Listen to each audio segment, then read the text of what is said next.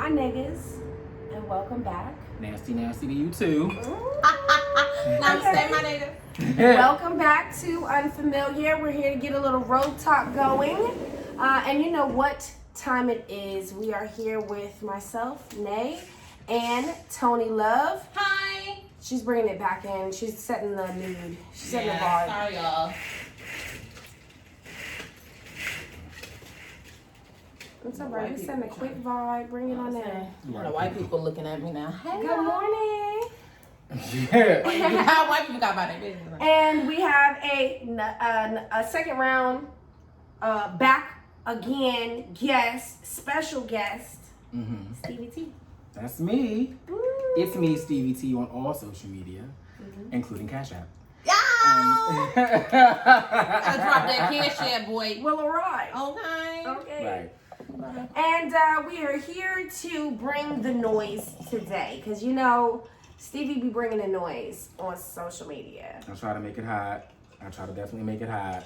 It is. You know. It is very hot. It's definitely hot today. Again, featuring my fan because the white people turned the heat on in the building. But okay. I love the Unfamiliar podcast because, you know, I was y'all first guest. Yes!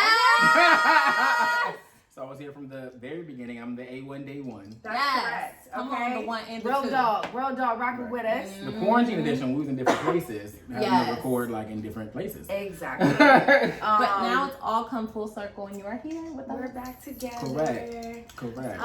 And yeah, I want to actually. There's one thing that we didn't talk about pre. Let's do it. Throw it in there, sis. We're gonna throw it in there. We want to congratulate Stevie T just to start off. He is Yes. Yay! Thank you. He getting married, y'all. Getting married. Us is In married Vegas. now. And honestly, I do want to dig into that. So we're gonna have like a little relationship part of the podcast, and we're going to get some advice from Stevie. We absolutely need, you know, some advice. Child, we struggling. Yeah, we are. We struggling, child. It is a struggle. But we'll open it up with bald-headed scallywag swags. Okay. Sis, Boy, that's your girl. That's your A1 day one right there. That's my cousin. Alright, let us know what your cousin done did. Okay. For real? No. I was like, wait, hold For on. real, not for real, but not for real. You know what I mean? That's my cousin.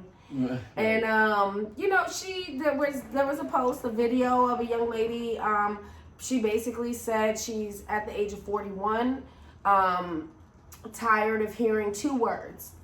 Those words are boyfriend and Spinnanight. I really like to hear Spinnanight. I love his Spinnanight. You know what I mean? I'm here to dig into that blasphemous statement. I mean, to be honest with you, and because you're pretty, she's a very attractive girl, I She feel. was gorgeous. I feel like, you know, a lot of people get passes for saying pretty whack ass things. That was a what did the kids call it? Cap?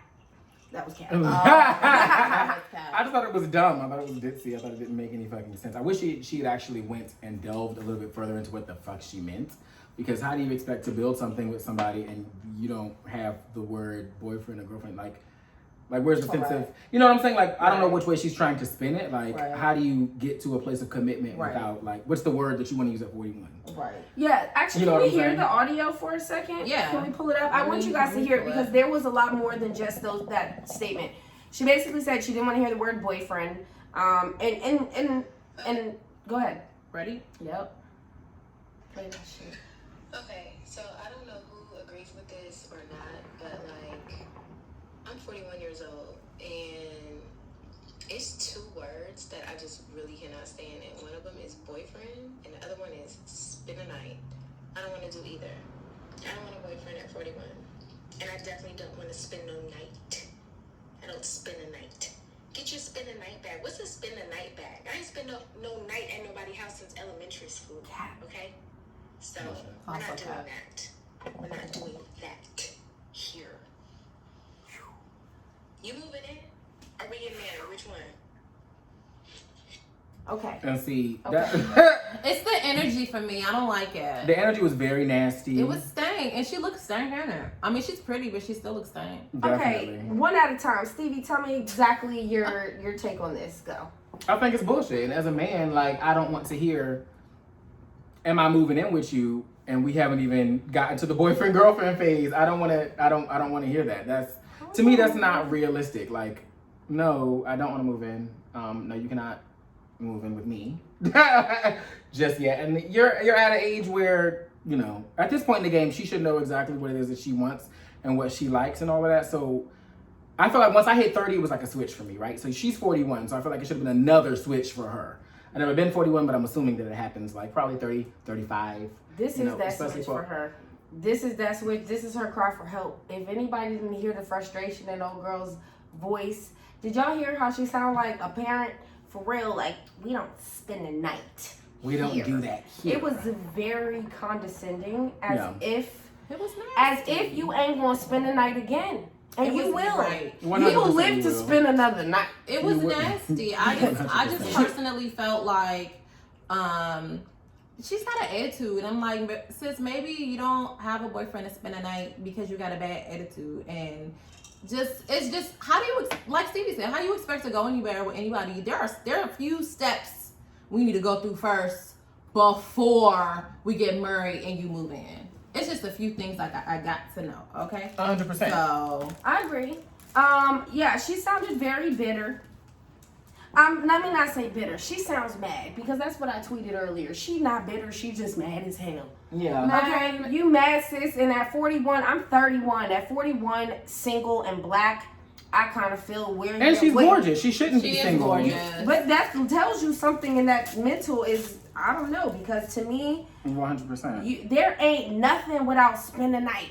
Ain't no boyfriend, ain't no marriage. You can't so get this there is the without thing, it. right? I'm torn about the spend the night because I get it. Like, maybe you're at a point where it's like, no, I don't want to just fuck and spend the night and then go home. Like, I don't want to do any of that, like, right up front. But as far as the boyfriend thing, whatever, the girlfriend thing, it's like, that's a necessary step, like, while you're getting to know someone. That's like a surface level sort of sense of commitment, right? Like, I'm committing to you. You're my girlfriend, you know what I'm saying? I'm your boyfriend, that's what we're doing. We don't necessarily have to use the words. We can say that we're just exclusive. Or we don't have to call each other that, but that is a necessary step into getting to what I'm assuming the whole point of dating is, right? Like marriage.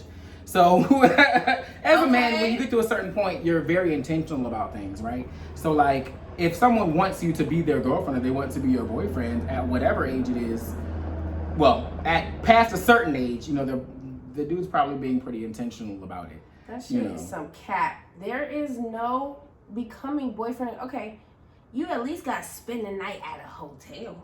How you're gonna spend the night somewhere, sis. If you get flued out, you spending the night. You spending the night. You'll spend the night. Roller bag under the seat, suitcase. You spending the night for regardless. To say, I haven't spent the night nowhere since elementary school. Since you was spending night college, stop playing. You spend night. That's a lie. She definitely has done that. She's been spending the night for the last 2 decades. She 41. She was for the last 20 years, bitch. You've been spending all types of nights. All the nights that you could spend. You've been spending all the nights. You know what a spending night bag is. Somebody been spending the night over there, sis. So it's alright. It's okay. Either way you choose to spin it, rub it down. Spend the night bag. We all think that this is cap. Yes, okay, and look, I understand the idea, like Stevie said, I understand the idea behind it, like you don't want to continue to just be the girlfriend or continue to just be fucking and spending the night, but, I mean, hey, if you need 1 + 1 makes 2, motherfucker, you can't get to it without those 2 things sometimes, so, to me, it was super cap, and it looks childish, it kind of looks bad on your part to, like, be single at 41 and saying something that just so unbelievable. Now, I do like a woman that isn't pressed to spend the night and, like, you know what I'm saying, has boundaries. Boundaries are good, I agree. Right? Like, you know, it's not gonna be no first date, second date, third date you have type to shit have when your to spend the boundaries. night. 100%. Like, you should definitely have your boundaries. Don't be pressed to spend the night and all that other shit. But at a certain point, I might want to see what it's like to wake up to you, meaning that we have to spend the night. Right. Like, at some point, either I'm gonna spend the night or you're gonna spend the night. Like how you really get to know a person. You just want to be dated. You just want to date and then get married. Right. I mean, maybe that works for some people. I'm not gonna say it don't work at all, but or like moving in too soon, even like how can we move in so soon? Yep. And like, damn. That's a turnoff for me. That's a turn off for me. Being pressed to spend the night is a turn off, and then trying to like move in and like move too fast in a relationship is definitely a turn off. And also like with the moving too fast thing, I'm sorry, I didn't mean to. You're good. With the moving too fast thing, women's timelines are different than men's anyway. So what they think is going slow, and we think is, what we think is going slow is really going fast to them. So that's a whole another fucking ball game too. There, I personally feel though. I mean, if I go the next 10 years and continue to be single throughout that, I might be talking that bibberish shit too. And you sound just as crazy. But I understand just like you it a need to little heal. I understand Like it. you do. If you've been like, if I spend a night another decade, if I keep spending nights another whole decade, I just feel like that is a But you lot can't have of it both ways. like anger. You can't say you don't want to spend the night, but you also don't want a boyfriend. Like, which is it? You know what I'm saying? I get like, oh, I'm not spending the night until I have a boyfriend. But I get you know that. what? There are some people who don't even live together until they're married. So I guess 100%. Yeah. But you spend the night. Correct. You gotta draw it. 100%. Yeah, you have do to spend the night. You have to coexist before you coexist. But even if you didn't spend the night, we can't get married until there's a boyfriend-girlfriend phase. And like my fiance was very like emphatic about she did not want to move in together until we got engaged. She now lives with me because we are engaged. However, prior to that, it was like not even like in the question. It wasn't even like a thing. Like, no, we started dating. She ended up moving out of where she was at, looking for a place. I was like, you could just stay with me, we're together, whatever. And she was like, no, I want my own. So she went and got her own, and she used to spend the night on a regular basis. But then she always had somewhere else to go to call home, which is smart. One, and then also it's like I like a woman that has her own. Like, that's cool. Like, you got your own place. I got my own place. It's nice to have space and your like partner that. needs their space. Space is so important. You have their own people, right? So I 101% understand that. Speaking of space and taking space from people, you gotta know when to take that space, baby. Let's talk about it because it happened last night on live. Mr. Lanes. Mr. Tory, Mr. Daystar. Leprechaun Lanes. Little man. Let's talk about it. Let's discuss. Mr. Lucky Charms. He got online last night. Mr. Good Shot. I'm not gonna lie. Okay. You gotta be a good shot to shoot a bitch in both feet. Yeah, I mean, I feel like he was a good shot. Yeah. I'm not trying to make light of the situation, but I'm just saying credit where credit is due. Okay. He gotta aim like a He was on his American Sniper shit. Yeah, okay. These are just the facts. I don't know what to say. Talk about it. So, listen, all right. Okay. Daystar got his ass on live yesterday. He got on live and basically did what we had been wanting him to do for the past couple months. And he told us side of the story. Or, I mean, we wanted to hear him say something. We didn't want him to be a fucking mute. So, he did tell what he believes the story to be, his account, his version. And, can't say all the pieces were hitting, but some of them pieces hit. Just a few, just a little. But ultimately, what did you guys think of the live? Did you see the live? Ladies first. Did you see pieces? I saw some clips today. I definitely did not tune in and fuck with his numbers. I watched the whole thing. Okay. I didn't watch it at the time, but at the time it aired. But it was, it was on YouTube like two seconds later. Literally. And so that's where I watched it. The only thing I got from it is that this man is refusing to take any accountability whatsoever. You didn't just end up in that situation. People don't just happen to lie on you for absolutely. I mean, he took absolutely no accountability. All he did was, and this is like a tactic, is when you, I don't know what it's called, but when you basically try to throw salt on someone else's story and poke holes in it. He tried to throw her under the bus, right? He's poking a bunch of holes, So, just like as if he's on trial with it. You know what I mean? Right. To me, it's like a bunch of circumstantial things. It does kind of make sense what he's saying. Right. But Megan didn't go into all the detail on how everything happened. So to me, he's just, I don't know. He's not taking accountability. My take on the whole thing is that I disagree emphatically. He did not give me what I was looking for, what I wanted this entire time. I want to hear his version of the story, and I want to hear what the fuck happened. Right. Like, what he did was he got on there and he retold Megan's version of the story and then poked holes in it and said, "Oh well, you said that you didn't tell on me, but you know, the hospital would have known. The hospital treated you for broken glass, but they didn't treat you for bullet wounds. But let's just say that they were all dumb. The cops were called for gunshots to the scene or whatever, but they didn't check to see if you had any bullet holes. But you're sitting there bleeding." He basically poked holes in her story, which is definitely a defensive tactic. That's what they do. Yes, in it is. defense law. But at the end of the day, he didn't tell what actually happened. He did not give an account of the story. And that's what I was looking for. And that, my friends, is a sign of a guilty conscience. Yep. He basically gave it all away. What I was expecting for him to say, what I wanted for him to say, even though I didn't watch it live, I did just watch the recordings. I was wanting him to come on and say, "Bitch, I didn't shoot you. Let me tell you who shot you. Some random nigga walking by shot you twice in the foot. Or like somebody else in the car shot you," whatever the fuck the case is. You can't, I mean, he didn't give me what it was that I was looking for, which was the answers. You threw salt on her story and poked holes in her story, but you didn't offer anything to clear it up. And that's what makes you look guilty. Because he's guilty. Why the fuck would you say that somebody shot you that didn't shoot you? And I think, and then the other thing that really pissed me off, and Tony, I'm gonna let you get your shit off because I know you saw the whole thing, and I do want you to kind of give me your overall account of it. But I feel as though, you know, he knew, Tory knows, like, the amount of smoke and mirrors that's on social media. Right. I mean, the tactics. He's been famous longer. And he pointed out the fact that Megan... Folding under pressure. Well, he pointed out the fact that she didn't want to tell on him and is using that against her. The fact that she was actually trying to conceal that information and let the courts handle it. And then he continued to smear her and then is asking, like, why would you protect somebody that shot you? Because we scared that the police is going to come on the scene and fucking get rid of your ass right on the spot. Because they can and they will and they have on camera. I don't think that was a good... it's just so tacky of him to say that. It's never gangster to So be beefing with a tacky. female and like you already short. You shouldn't be doing that. You little as fuck. My thing is this, right? I watched the whole thing through. I feel like I'm gonna call it for what it is. It is it's a tactic that his camp is using to spin the narrative. It is a 100%. Olivia Pope tactic. Yes. It was very eloquently done. Touche to your team. To the untrained eye. It have was master's very degree. eloquent. It was very eloquently done. What? To target a particular group of people. Mm-hmm. I think we spoke about this group of women, pick-me's. Shay, remember that? Pick-me's? Oh, yeah. Pick-me women.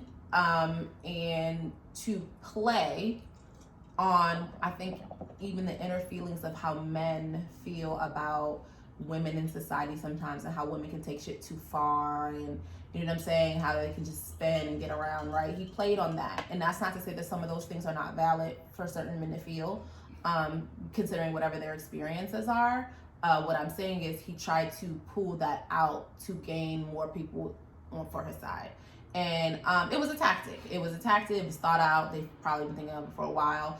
I did like that he spoke about in court. I basically gave his whole defense strategy for what they're going to do in court. I do like that he said something because I was really tired of him being a mute, to be quite honest with you. And I think he's allowed to tell whatever he believes is whatever he believes to be the correct side or his side or whatever, his part. I don't think for me it has swayed my judgment in how I feel about Tory Lanez. I don't think for me it has made me want to go support him. For me, it has not made me think anything other than what I said last time, which was, I don't know, I need more facts. Because quite frankly, just like you guys said, you literally just poke holes during a story. Some of your holes didn't make any sense. Some of it made sense because you had a little science on your side. And for that, it did make sense. But I think a lot of what he said was a little bit not 100% factual based off of what she said. And I did go back. I knew we were going to talk about this, so I did go back and research the pictures of her foot. He brought up pictures of her foot about if you were a doctor, you were in the hospital, you wouldn't be able to take pictures of your foot, blah, blah. You were saying that nurses were treating you. Yeah, but nurses could be treating you anywhere. So it's your home. Right, she's fucking rich.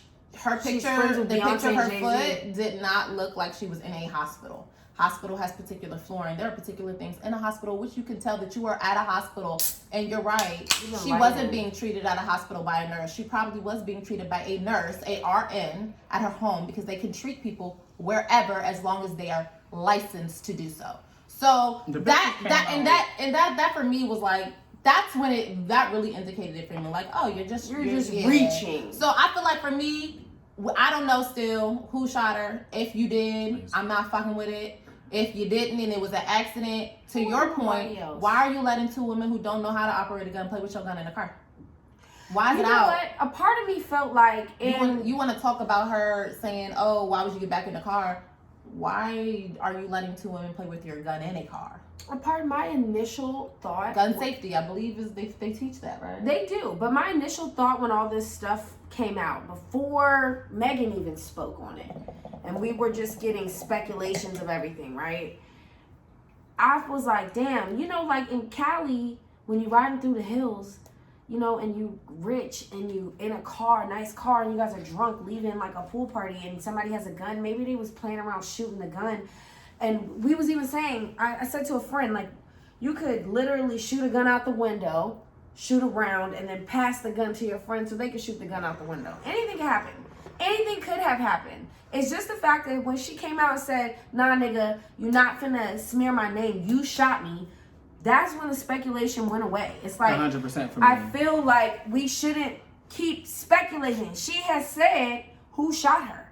We keep saying we're not sure. I guess we weren't there and nobody knows 100%, but you're able to assess from somebody's statement. And why would somebody say that? They had a relationship. They had some sort of the general hypothesis is that, an educated guess, is that he shot her. That's the general hypothesis. It was her best friend, and him in the car. Just his actions are telling on himself. And the best friend said already she did not shoot her. It's stereotypical, not stereotypical, it's completely textbook, is what I mean to say. It is. It's textbook, you're trying to drum up some sort of reasonable doubt. Reasonable doubt is what you're trying to drum that up. But if you do that in court, you're definitely 100% going to get convicted because you never came out and said, I'm not the person that shot you. And this is what happened. And, these other people can validate that story. Let's take a look back at the story. It's you in the car, she's in the car, your friend, her friend, I mean to say, and your security in the car. 4 niggas in the car. Okay, you got the gun.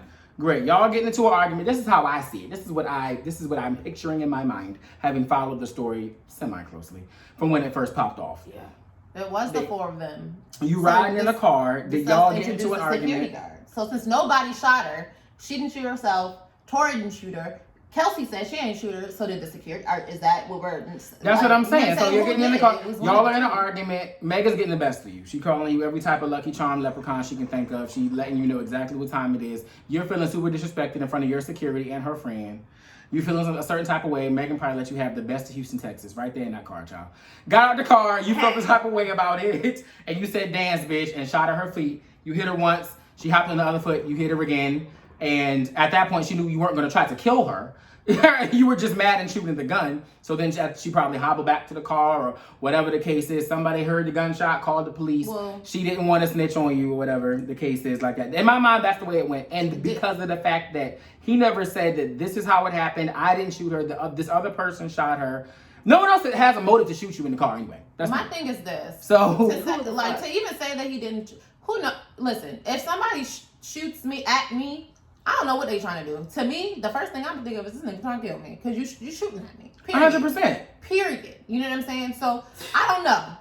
Like I said, we know our hypothesis general. We all have the general hypothesis of that. Yes, we think that he shot her. But what if it was the security guard? No, even the fact that Tori tried to say we can still be. I'm still your friend, Meg.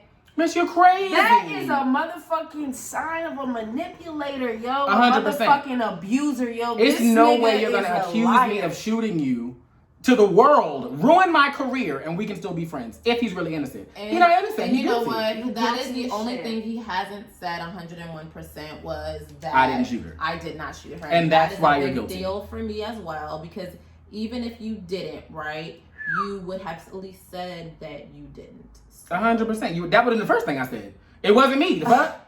You know what I'm saying? I'd have been on the fucking scene talking to the cops. It wasn't me. Bitch, it wasn't me. I didn't shoot her. Clearly, the bitch is shot. I'm not thinking like, oh, like let me try to help the security guard who works for me. I pay him, so bitch, if he shot you, I'm gonna say he shot you. Yeah. Like, you know what I'm saying? Like, let me protect your friend and not say that she shot you because I don't want to snitch on your friend. I don't know that bitch. That's your friend. So fucked up. Get the fuck out of his here. Bodyguard and her friend and her take the heat. You know what I'm saying? And looking like, crazy as fuck. And honestly, I feel like it is very poor timing for Tory to be going through this. You know, Chicks Tape 5, this is his year anniversary of that. It's been out for a year.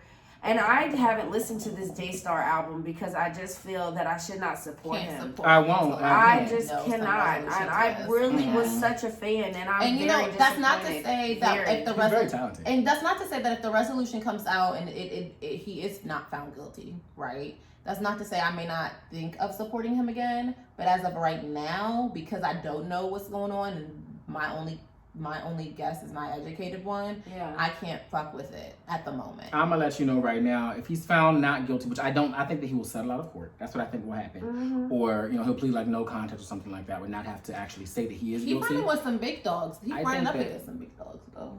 Yeah, I mean the fact he's guilty. I don't know if you guys seen this part, but in the live, he stated Rock Nation called him first before the story broke. And was like basically something along the lines of he shouldn't say anything or he shouldn't do anything. And he spoke out against that.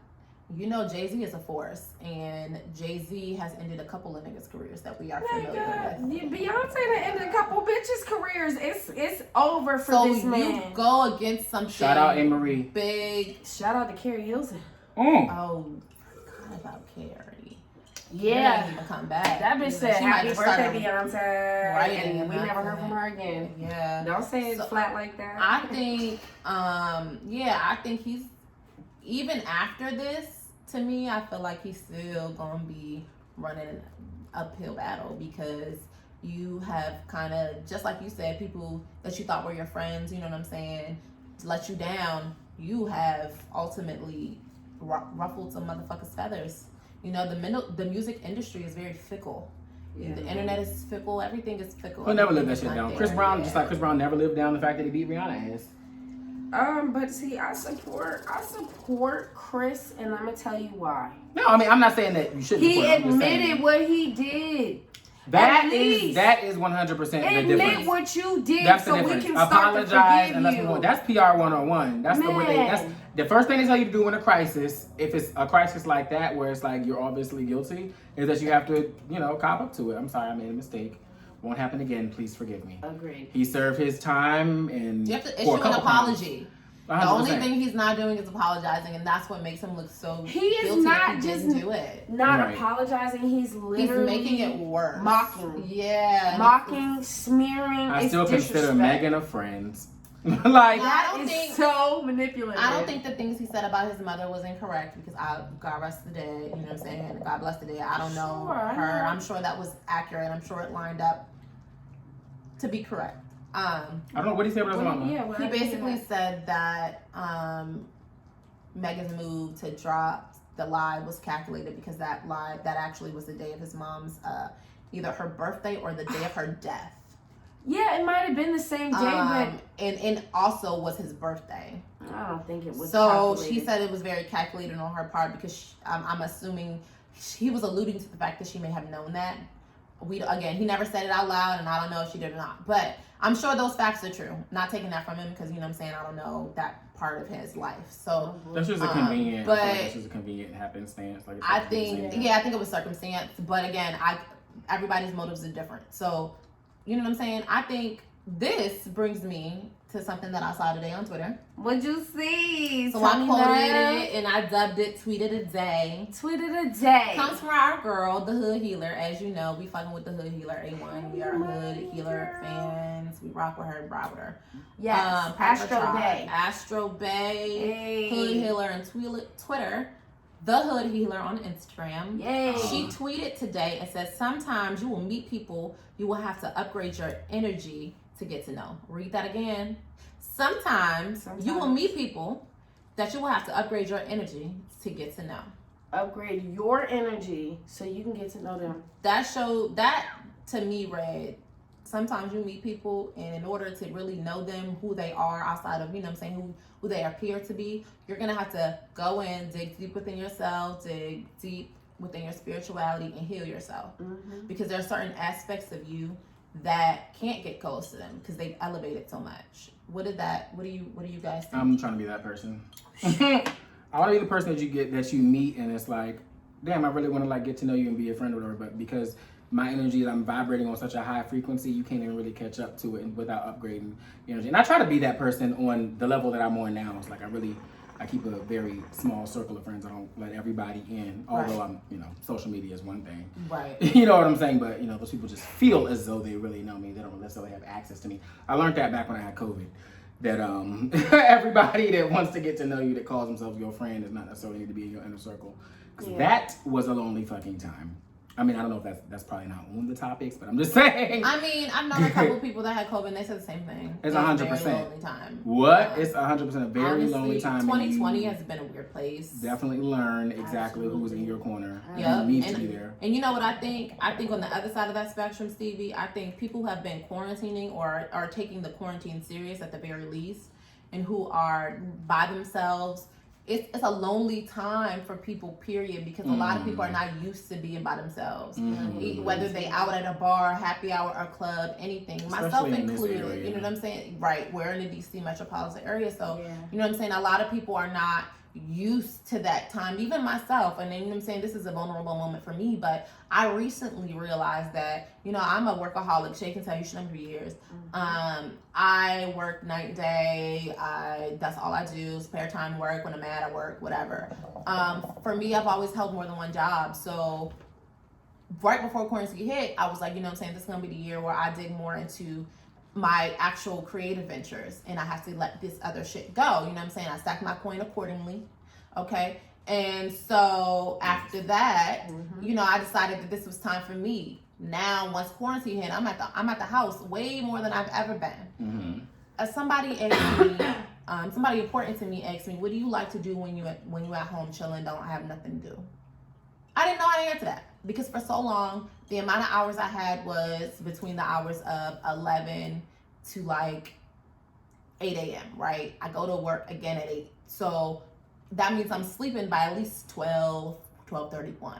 I don't have a lot of time at home to just be up chilling, right? A lot of the times I usually just fall asleep. So now that I'm at home and I don't have shit else to do outside of my original hours, I'm like, damn, what are my hobbies now as an adult? Also, that's another thing I think people don't talk about a lot. In our age, your hobbies change, your interests change from what you used to do in your 20s to what you're doing in your 30s. And you have to relearn yourself. And I feel like a lot of people haven't taken time to really relearn who they are.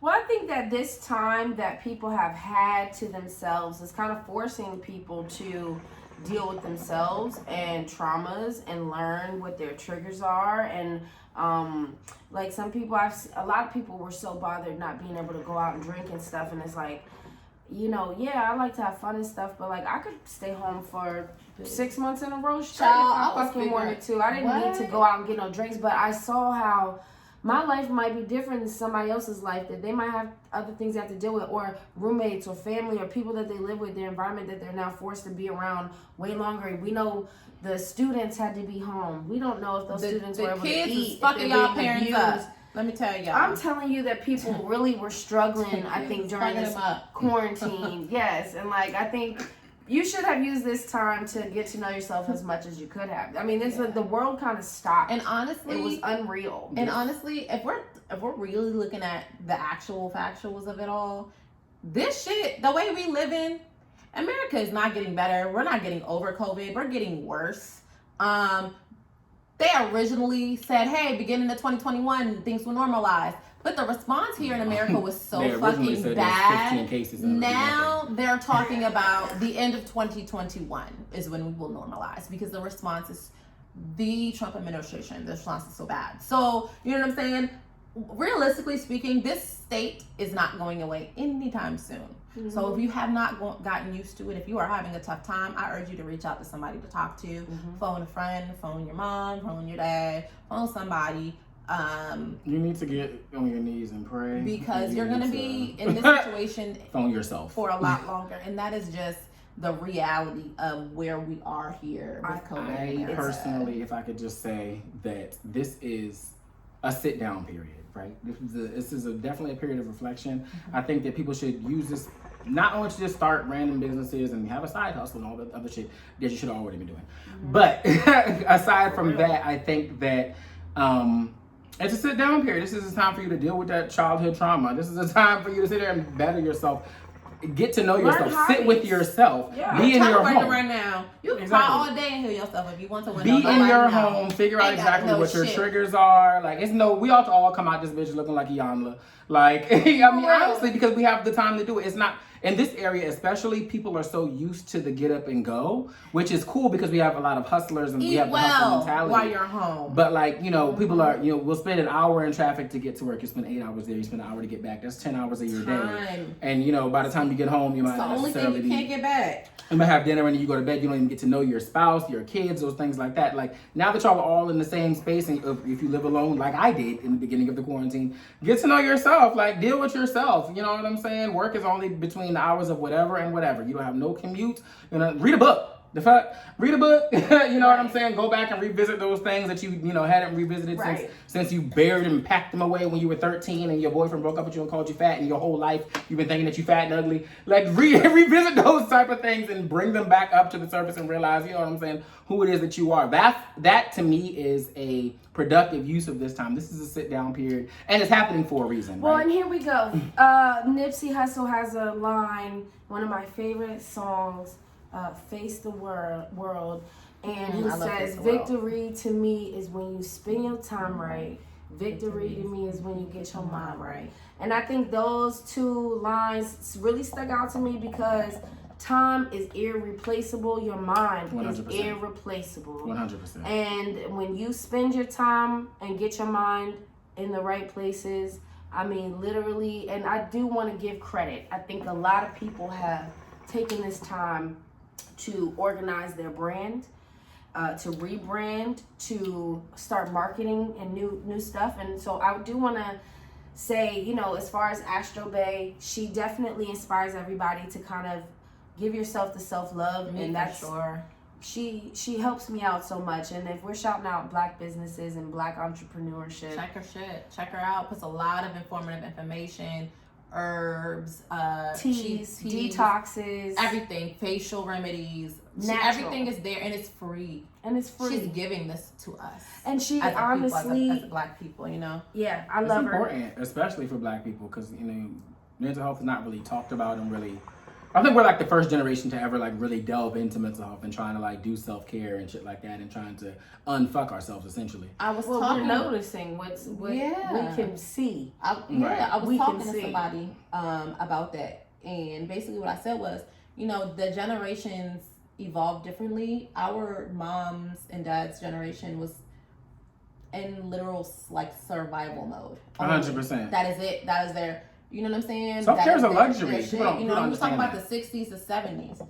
The war on Black people is not. It's still real, but it was very real then. You know what I'm saying? Certain things weren't available, so they were in 101% survival mode. Gentrification wasn't really happening yet. They hadn't gotten there. Key right there. Now we're fighting a different type of fight, but because we are not necessarily at the end of the day, our economy is still kind of shit, but we're not there. You know what I'm saying? Anymore. We're not where we were then. So we don't have to survive. We don't have to survive per se. And so I feel like not in the mentally as much as they had to survive mentally, right? As Black people, brown people in America. Here, I think we're still fighting the fight because it's been so long and we're just kind of all sick of it at this point. And I think that's Black people. That's even some white people, you know what I'm saying? But I feel like we have a little bit more wiggle room to focus on mental stability for our children, for our family members. We have a little bit more room to focus on, when people are, you know what I'm saying, the kids. We have a little bit more to focus on their mental stability, how they react, because now social media generation is a thing. We did not necessarily, we did kind of half of our life, right? We grew up with like telephones and the internet. They didn't grow up with any of that shit. So they don't even understand the dangers of that. Some parents, they don't even get it, right? Where us, it's a little different. We grew up with our older and young adult lives with that shit, so we understand a little bit better. So we have a little bit more wiggle room to really sit down and to really pay attention. And, you know, not to say that we have a little bit more room to teach our men to be sensitive, and that, you know what I'm saying, hypermasculinity is a problem. It's okay for you to cry as a man. It's okay for you to want safe spaces as a man. It's okay for you to greet your brother and say, hey bro, I love you as a man. Our generation understands why Allen Iverson crying all the damn time, and we like, yeah bro, we love you.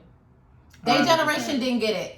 Yeah, they didn't get it. They definitely it was Allen, you need to man the fuck and up. Why you so sensitive? And they couldn't get it because best ball player, but why you so sensitive? They had to really survive in a different type of way. I mean, I was actually just talking to my father about this. My father, he's a PhD candidate and he's an alpha and some other shit. But like I was talking to him about like the black community and shit like that, and where we've come since 1619, right? So 1619, the first slaves arrive in Virginia. Yep. Fast forward, 1865, you know, the Emancipation Proclamation happens. 1906, like I said, he's an alpha. They, you know, they form a fraternity. So between 1865 and 1906, in those 40 years, you have this whole generation like going to college, trying to like better themselves, like trying to at least come together and pull themselves up by their bootstraps, and like their whole college degrees, but like their parents, it was illegal for them to read. Right. You know what I'm saying? Right. So like, you know, 180. Right, exactly. Much. So then you fast forward to, you know, now you've got Jim Crow or other shit, and, you know, ends in like 64 is when King was shot or some shit like that.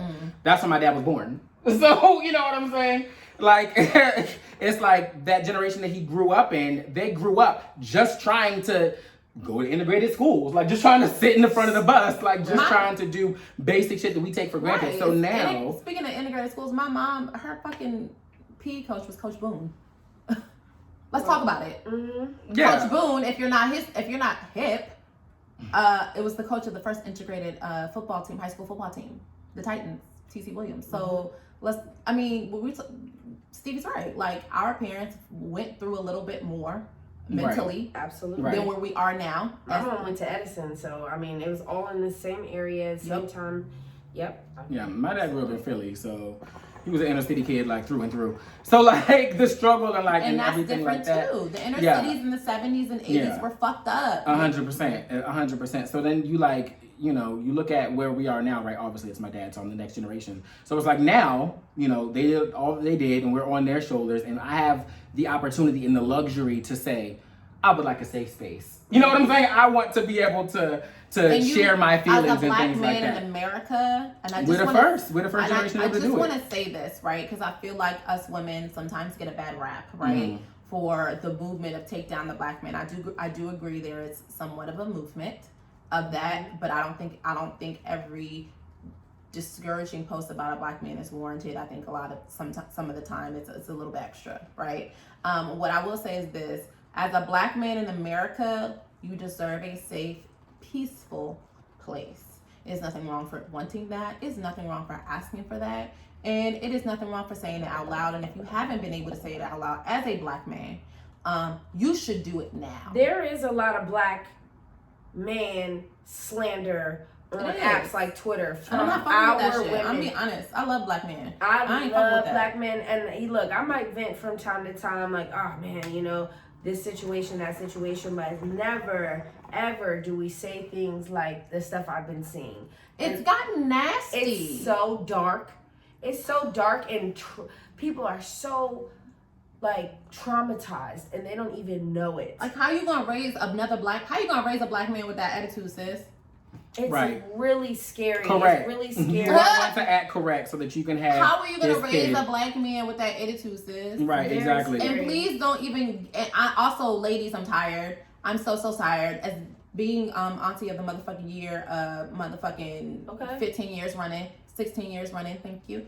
Damn, what about? I'm sick of y'all with this baby daddy drama unnecessarily. Like, you only need you and you don't need nobody else. Bitch, it take a village. 1, 2, I'm not a black man, don't know how to raise one, need help. Okay, first one to say it. don't be keeping y'all babies. Y'all still doing this, and I think it's nasty. Don't be keeping y'all babies away from y'all baby daddies because they don't want to be with y'all, or because shit didn't work out, or because you still mad. Take your ass to a therapist. He'll take your baby to their daddy while you're there. But what if they don't pay? How do you feel about that? No, I'm not fucking with no nigga who don't pay for his kid. I'm not fucking with no nigga who don't take care of his kid. No, absolutely. I was You don't saying- fuck with that shit. Oh. No, you don't. But I'm saying, like, do you Oh, keep so sorry. the kid That away? was a trigger. I'm so sorry. Yeah, that's why I Ooh, laughed. child, that Do was you a trigger. keep the kid away? Disclaimer, I don't have no kids. I don't think so. And I think if the dad doesn't pay. If the No. dad is with No. the kid. No. You do, yeah, I If agree. the dad is with the kid and spending money on the kid when they're together, and I don't know how much you're spending, there can be some things that I feel like they can be worked out. So here's my thing. There can be some things worked out. If you didn't put that man on child support, because the child support system is so fucked to black men. Do you guys know how bad it is? Men in general. Men in to general. be completely honest with you, Men in they- general. if you go to there. DCSE, I don't have any kids. However, I do have cousins and things like that. They be telling Yeah, me me too. the shit that happens with them. Like when, you know, if you can literally go online and figure out exactly how much it is that you would owe in child support based off of what you make. Yeah. And like the hypothetical children that you would have. Like, and it's like ridiculous. I mean, I don't mean like ridiculous in the sense that like people don't deserve it or the kids don't, whatever. But I'm just saying like it's a lot of fucking money. So like some people may not necessarily have that money, but my question is if he doesn't have the money to be able to give you, you know, $400 a month, which isn't really a whole lot, but if he doesn't have it, Some people not in their tax bracket. if he, yeah, 100%. If he doesn't have it, you fucked the broke nigga raw. And he can't afford to pay for these kids that you made the decision to keep. Should you let him still see his kids? A lot of women don't do it because they feel like if you know if That's you're not paying, nasty. it is nasty and it's damaging to the child. It If is. if your concern is for the well-being of the child, it's damaging to the So, child. My thing here is this, right? And those of you that know me and my family and things like that, you know that I'm kind of really inundated in this, probably maybe too much, more than I should be, with my nieces and nephews. But it's a couple things I don't play with. One is my family. Well, excuse me. First is them kids. Okay. One is the rest of my family. So sorry. And the third is my money. It's period. That's where it is for me. Family includes my family as well. My friends that are like family. So that includes those people as well. So for me, I think like you don't have to pay me child support. Personally, this is how I would run my business, my life, if it were my business. You don't have to necessarily, I don't need to put you on child support. You also don't have to necessarily take me to court and vice versa. We don't need to really go through that. If you are going to be there for your child, if you're going to be an active parent, you don't necessarily need to give me anything. If I call you and say I need diapers, if I call you and say, hey, your son needs to be taken to the mall and you need school clothes, that should be easy for you to do. Or us to split if that's where you're at in life, or in vice versa, whatever the case may be. I think if you are an active participating parent, that type of situation is not necessary. Now, Yes, I that was my feel point. as Totally though Mm-hmm. if you are not an active participant, you are nowhere to be seen, and you are only a Christmas call dad. That's bullshit. She should get do your ass feel on like that's support. bullshit, and I do think that you need to be on some type of monetary support for your child, because at the end of the day, child care is not free. Let me start there. It's very expensive. Very it's expensive. unnecessarily expensive here in America. It's almost like I would to be rather pay sure. child support than pay child care. I would 100%. rather 100. It's cheaper. It is. That's a 100%. fact. And so I feel like if you're not gonna be there for no other part of your children's lives, at least give them monetary value so they can go to a good school, so they can get a good education, blah blah. Whatever happens with your child and you as they become an adult, as they learn about how you are not an active participant in their lives, is between you and your kid.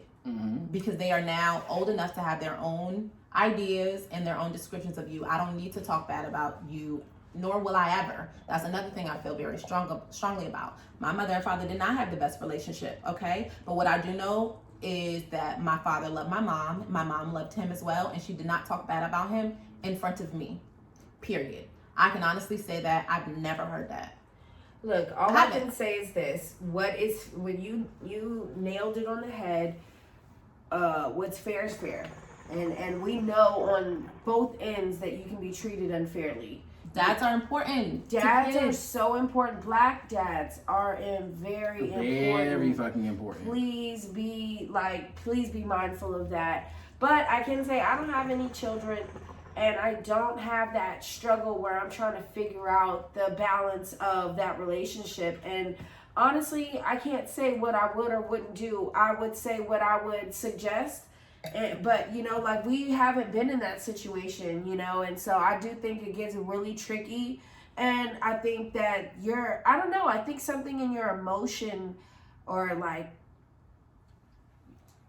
something in your love meter can change when you have a child. Oh yeah, and it puts a whole different kind of strain on your relationship. It's a whole different type of space. Everything is completely out the window. So I don't know. I think that a lot of people need therapy because when things are not going your way, or you're going through a bad breakup or a bad heartbreak, like how to still deal with your children and co-parent is a huge thing that people will probably need therapy for. There's really no amount of advice niggas could give them on here. I don't want to get too much like, hey, this is what you guys should do as parents, and we not parents here. We don't have kids, so I'll be the first one to tell you I don't have no kids. No, I don't have no kids and I can't raise no kids. But you know, going back to just having sympathy and empathy for like my own people, like you know, families. There's a lot of different women and men in those situations. Men who can't see their kids off of general purposes such as I don't really want to be with you. Right. And that's not fair. That's not fair. It's not okay. It's nasty. It's not cute. And hashtag we love dads. Hashtag we love dads. Also, please don't put that shit on the internet. I don't want to know your business on the internet about your kids. Please keep your kids and their business on the internet, because everything on the internet is searchable. So if, you know what I'm saying, your kids search his name later, we can talk about it. I'm here. I mean, it'll be a safe space. We can have a conversation about it. I'd love to hear somebody else's, you know, experience or whatever. I just don't want to put me in it on the internet. Like those videos, like you see, you can send it to me, kids. My thing is like those videos that the dads or the moms take, having to see their kids and and arguing about trying to get their kids from the mom and the dad at the parking lot is nasty. I don't want to see the parents bashing each other. That's what I don't want to see. That's what I mean by don't put it on the internet. Yeah, like a lot of the times you'll see a mom or a dad being like, man, my baby daddy this, my baby mama that. But I just feel like that type of energy really could be kept off social media. One, because you never know how things may fold. How do you co-parent if that's what you're doing? Together? How do you become friends with the person that you should already be friends, but if in the event that you're not, how do you become friends with the person after you publicly?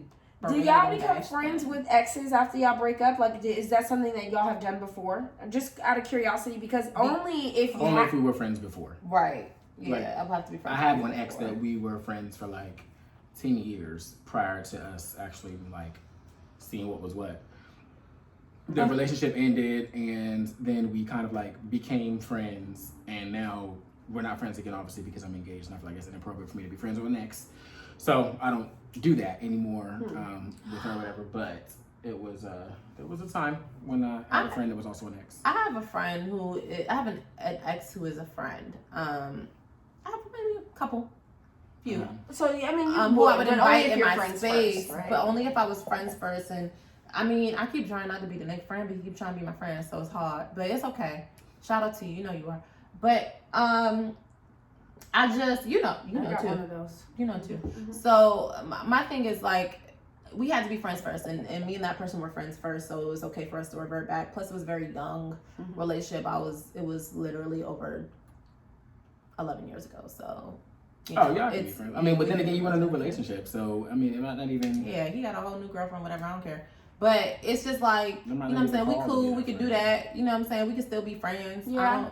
Platonically, I don't have no problem with that. I was just asking because it's like, I feel like, you know, I don't really mind. Maybe I do. No, I'm about to say. That's cap. That's cap. Cap. Moving on. What do you do, Stevie, when you're in a relationship and things is getting like a little stale? Old cereal that's in at the top of the refrigerator too long, stale. What you talking about? Sexually, like or just a bag of chips chips in general? You open up the bag of chips and they look real good, and you reach your hand in and you take like a handful of like Ain't 2 no or 3, crunch.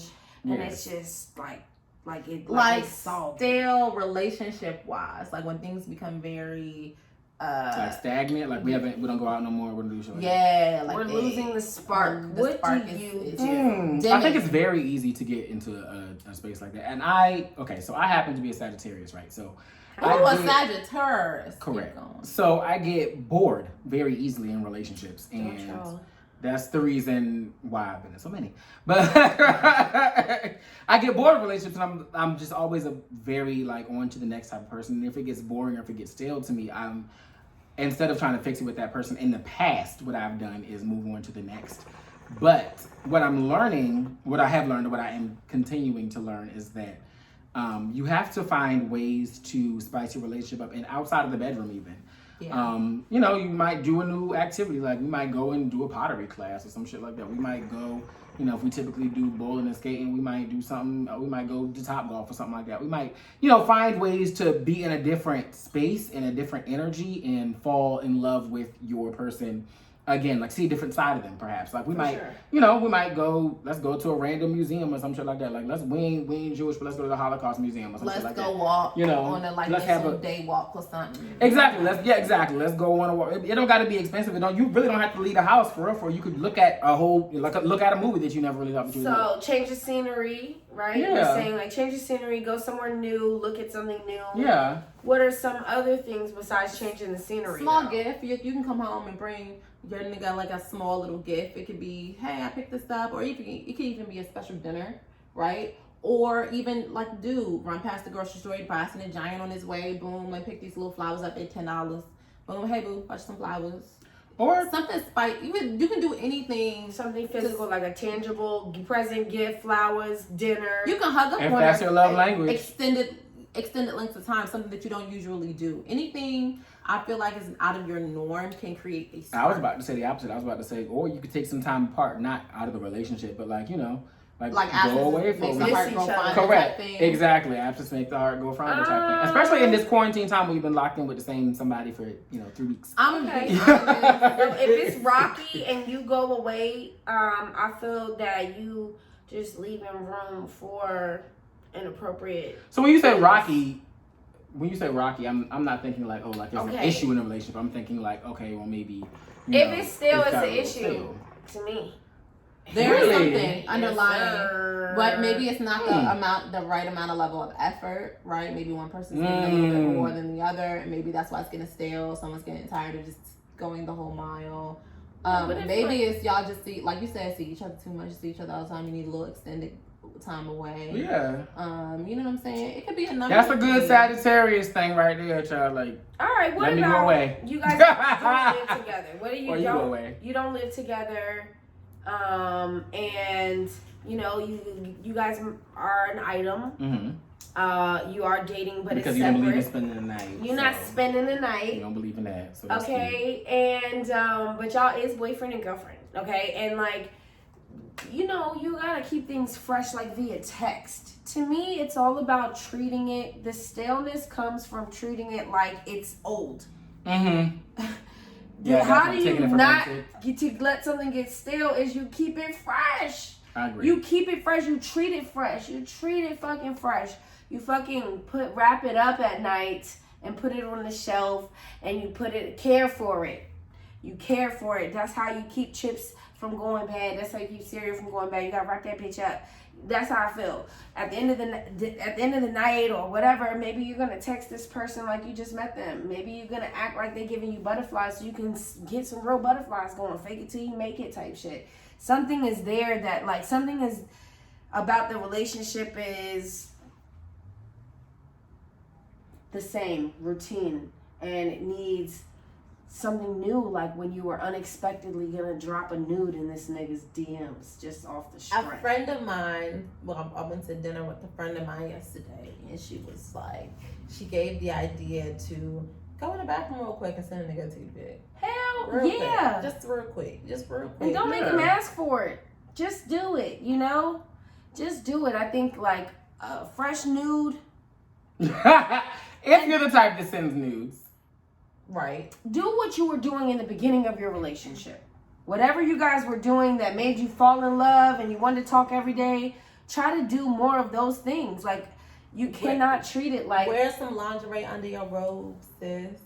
Yeah, or like, I don't know, you might start fucking this nigga and not shave your legs every time he come over. Because you just, little shit like that, you need to treat it like you excited. This the first time he about to see that pussy, you need to make sure it's snatched. Okay, don't treat it like you seen the pussy. They're not shaved all the way right now. But I do like to keep my legs very smooth. My hair is very fine on my legs, so I shave pretty fine, but it's dark. Mine's dark, so you can see it. I don't like to see it. Can you see it? I don't know. Mine's not like prickly I don't anything. shave it often, like once every 6 months.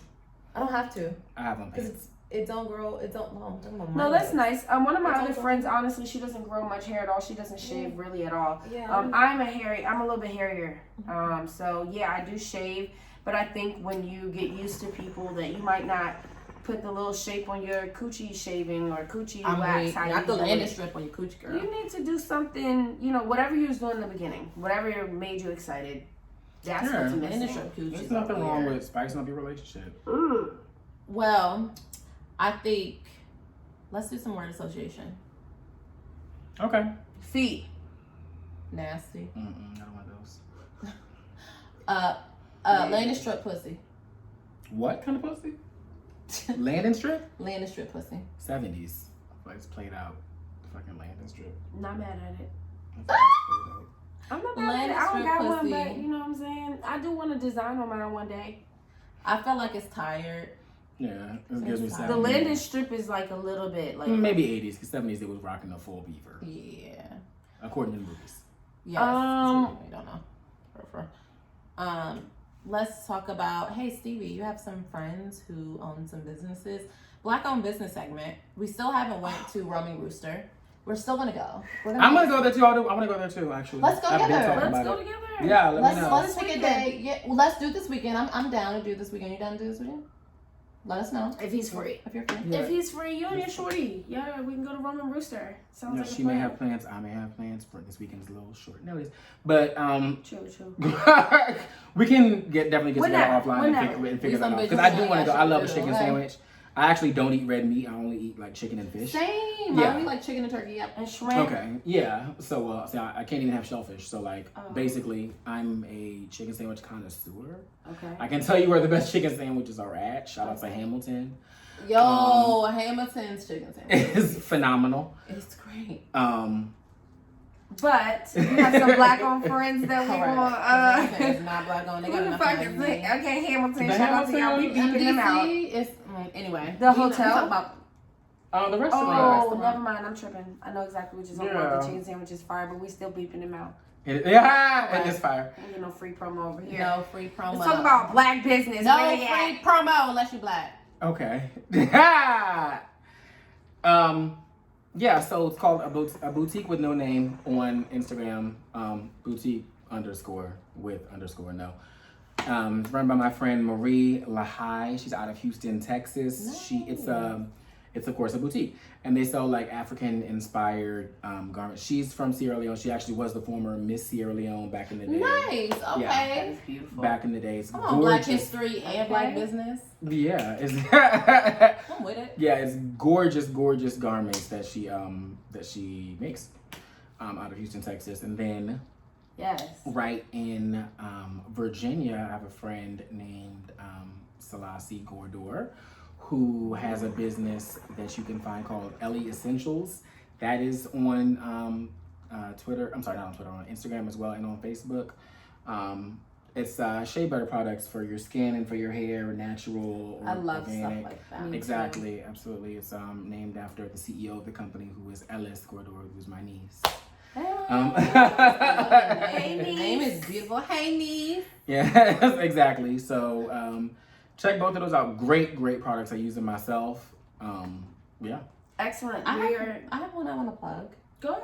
So we were talking about keeping it spicy, right, during your stale phase. What you can do. I did mention wearing lingerie under your robe, sis. So the one that I would like to shout out is a lingerie brand, a black-owned lingerie brand, and it's not Rihanna's brand, but we do love us a good Savage.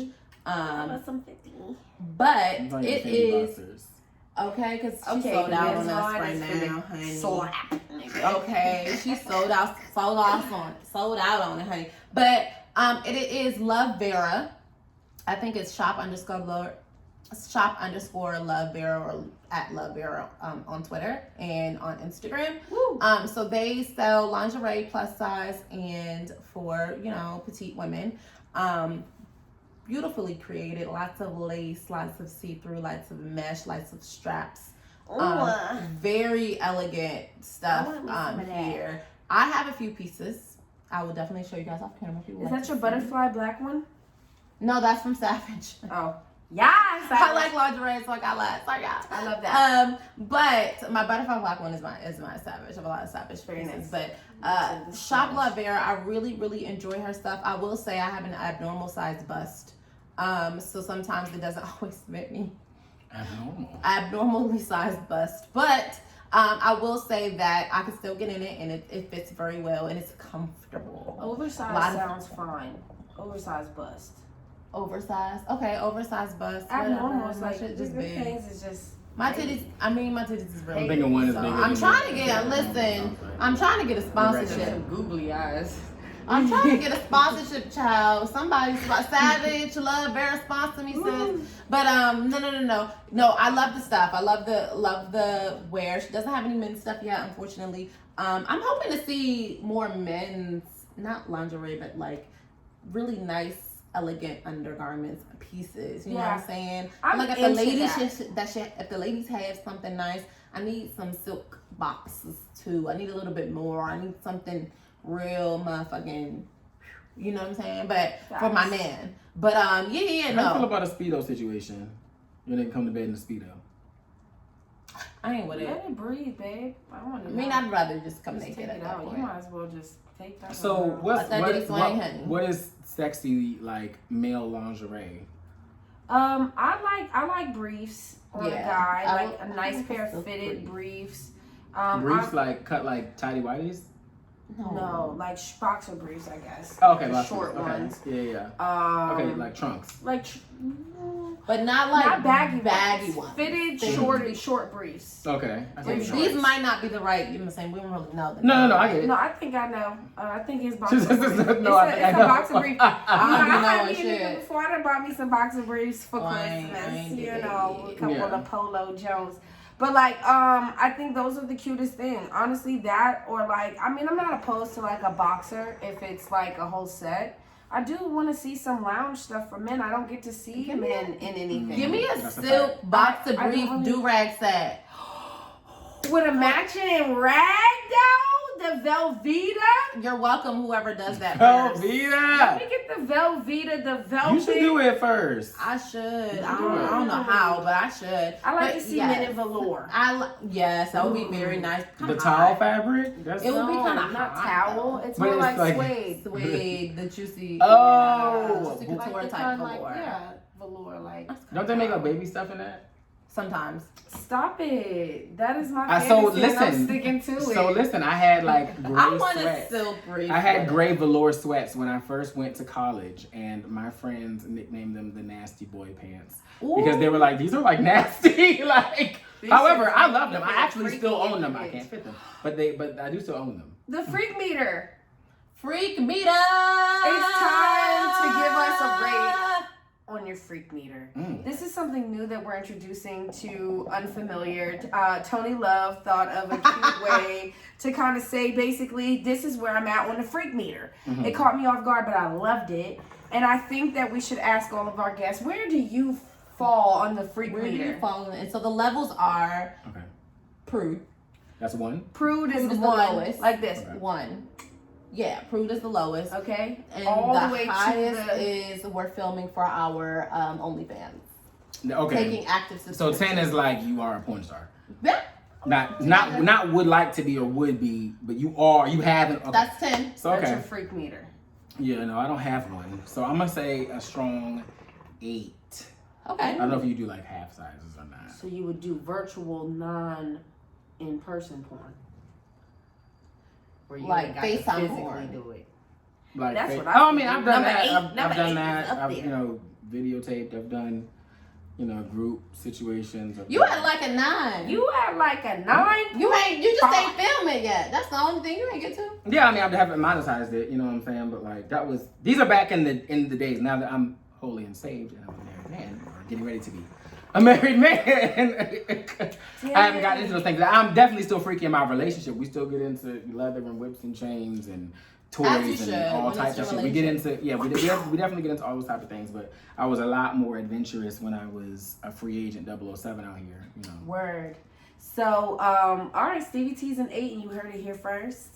Stevie T is an 8 on the freak. They won't let me be an 8. They say that was a 9 something. On the freak meter. You said something about you still use a lot of freaky shit within your relationship, and that really quick before we go, I want to bring up. I don't know if you guys saw the Neo and Crystal video where she was like on his birthday where she was twerking on him. Apparently, she got a backlash from that. Like people was like, "Oh, that's nasty, mom, blah." But sis, that's her husband. I don't know how you guys felt about that. They thought it was like really inappropriate and nasty for her to do blah blah, and that's pretty much what her response was. Her response was to the backlash, pretty much like, "Fuck y'all, that's my husband." And so I'm with her. It is her husband, but damn, that thing was moving, and I was a lot to put on social media for a married woman. But if her husband is okay with it, then what? I'm cool with it. I would never have spoken about it. The marriage bed is undefiled. Y'all can, if anything, you should get even freakier with your spouse. Do some shit. Get into anal. Like a lot of married couples are on OnlyFans. Don't be letting no random niggas fuck you in the ass. Just don't do that no more. If people have done that, like don't let people. Damn, don't do that. Save something for somebody has done that. My freakometer. Oh yeah, I'm sure. I'm sure there's plenty of people. In fact, I know people that get into those things, especially because I'm marrying the person that I'm marrying and not the other people. So you know what I'm saying? Save something for the marriage. Like build up to something, right? Like don't just give it up all the way. Don't give it all away, right? But if anything, like I don't, you should definitely take it to the max with your husband. My fiance twerks on me in public. You know what I'm saying? And I catch it in public. Like I think not? I think that's cute. I thought it was cute too. It was just a lot of ass. I was surprised. I really didn't. I didn't realize how much ass. No, she got ass, sis. She thick. But you know what I'm saying? That's what's up. No, I mean that's and they were on their own yacht. I mean it's a video. Right? Who fucking cares? Her personal, her friends or whatever. I don't know. I felt like it was fine. I didn't see nothing wrong with it. If her husband want her ass, if her husband don't care that her ass is on the internet, then fuck, why should I care? Bitches is doing a lot more with niggas that ain't they man. Right. And honestly, I feel like I have too many. And I feel like people have too many opinions. And not online. Yeah, y'all freakometer is out of 10. Y'all got a lot of opinions from motherfuckers that don't got shit to do with you. A lot. Y'all think a lot heavily at night about these people that when they put this shit on the internet. And that's the reason why you should just twerk on your nigga. If you don't care, just go ahead and do that because people are going to have an opinion either way. And what difference does it make because you don't go home with them? So fuck it. All right. And now we want to know at Unfamiliar, what's your freakometer? What's your freakometer? Let us know. Comment below. We love you. Thanks, Stevie T, for coming back. Yeah, anytime. Anytime. And we'll catch you guys next time. Bye. All right, bye.